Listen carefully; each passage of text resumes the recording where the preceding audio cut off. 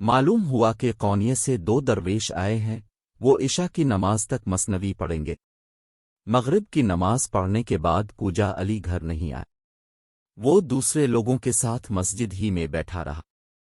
اس کے سر میں درد ہو رہا تھا، اس نے سوچا مثنوی سننے سے ذرا طبیعت بہلے گی، چنانچہ وہ درویشوں کے روپرور نغمے خشوع و خضوع سے سنتا رہا۔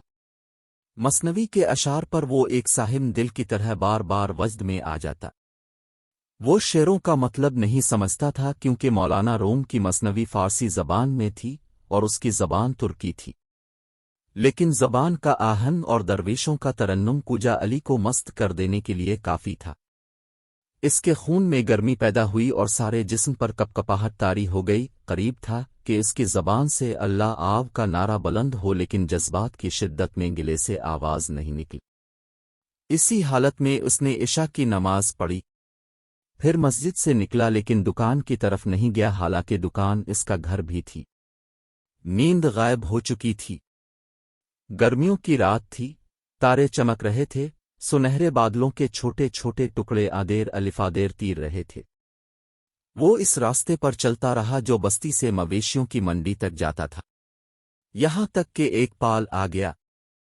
پال کے نیچے ایک چشمہ بہہ رہا تھا، وہ پال کے کنارے بنی ہوئی دیوار کا سہارا لے کر کھڑا ہو گیا۔ چشمے کے پانی میں تاروں کا عکس پڑنے سے ایسا معلوم ہو رہا تھا جیسے پانی کے اندر کے پتھر جگمگ جگمگ کر رہے ہوں۔ کوجا علی دیر تک مست و بے خود کھڑا رہا، وہ اپنے آپ میں کھو چکا تھا۔ مثنوی نے اس کے دل کے تار ہلا دیے تھے۔ کافی دیر تک مست و بے خود کھڑا رہا، کافی دیر تک وہ اسی حالت میں کھڑا رہا۔ ابھی اسی حالت میں تھا کہ اچانک پیچھے سے ایک گرجتی ہوئی آواز آئی، کون ہو تم؟ آواز کے ساتھ ہی کوجا علی خواب کے عالم سے بیدار ہو گیا۔ اس نے پال کے دوسرے کنارے پر نظر ڈالی تو اسے 2-3 سائے اپنی طرف بڑھتے نظر آئے۔ اس نے بے اختیاری میں جواب دیا، میں اجنبی نہیں ہوں۔ آخر ہو کون؟ علی؟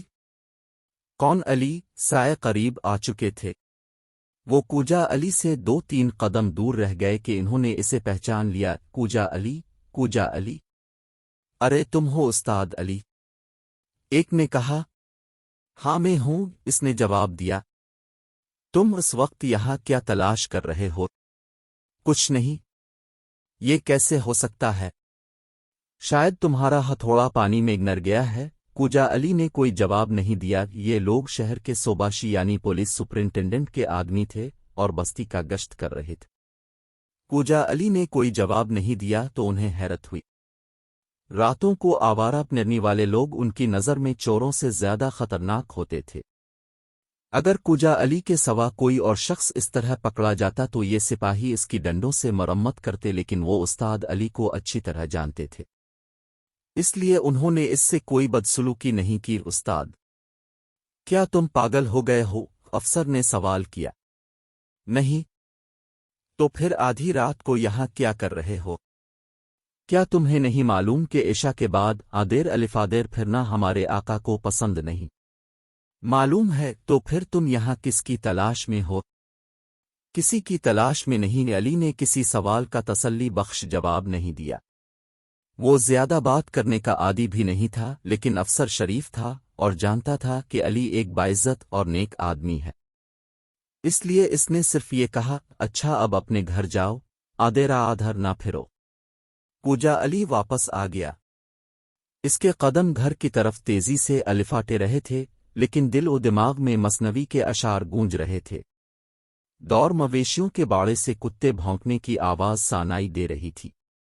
وہ دکان کے سامنے پہنچا تو دروازہ کسی قدر کھلا نظر آیا۔ کچھ دیر وہ خیالات میں گام کھڑا رہا اور سوچنے لگا کہ دروازہ تو اس نے سختی سے بند کر دیا تھا، پھر یہ کیسے قائل گیا؟ شاید ہوا سے قائل گیا ہو۔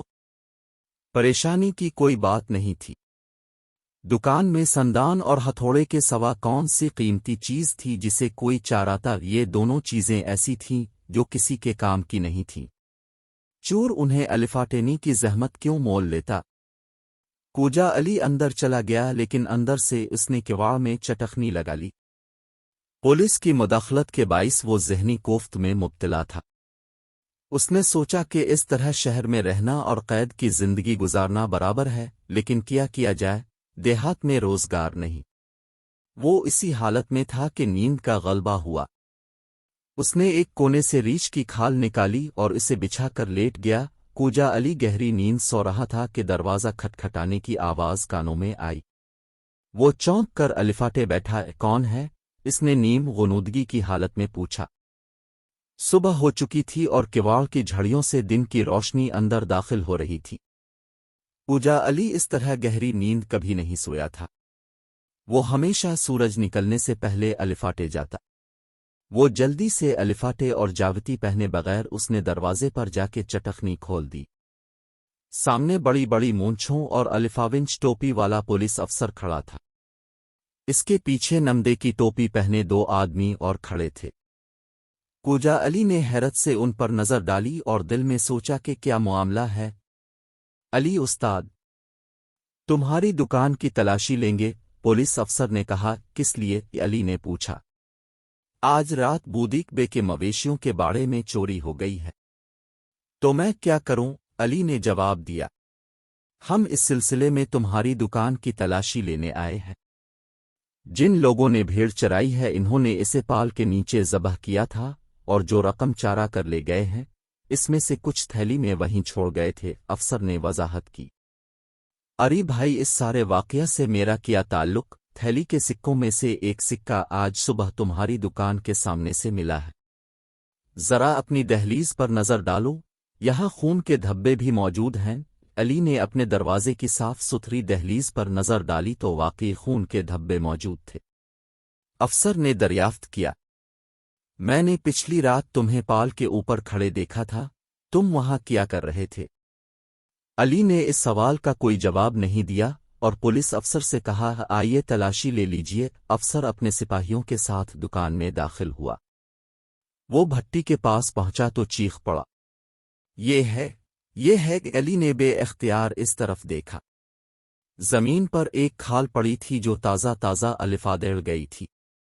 علی حیران رہ گیا کہ یہ کیا ہوا، کیسے ہوا؟ سپاہی نے فوراً کھال الفاٹے لی، وہ ابھی تک گرم تھی۔ سپاہی اور ساتھ آنے والے دوسرے لوگ کبھی پولیس افسر کو دیکھتے، کبھی استاد علی پر نظر ڈالتے۔